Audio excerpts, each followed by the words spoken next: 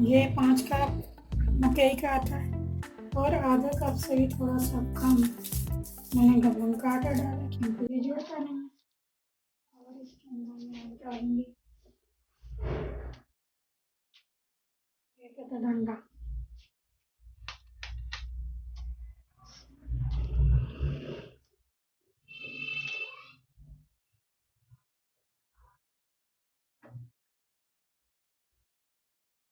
ऐसे ही घूम लेंगे इसको पहले इसके साथ।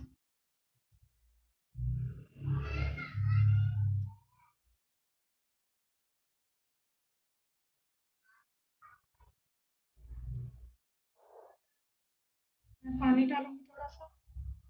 इसमें मैंने नमक नहीं डाला क्योंकि हम लोग किसी भी रोटी में नमक नहीं खाते, बस सालन में नमक डालते हैं वो भी टेस्ट के मुताबिक। आप अगर नमक वाला खाते हैं रोटी और आटा भूनते हैं नमक के साथ,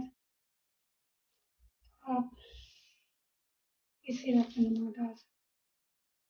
हम लोग नहीं डालते इस वजह से।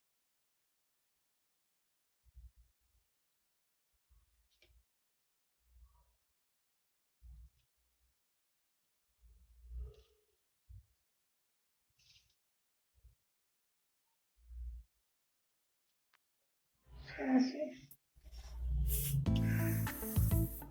जोर जोर से मसलेंगे, जुड़ता ही है नहीं लेकिन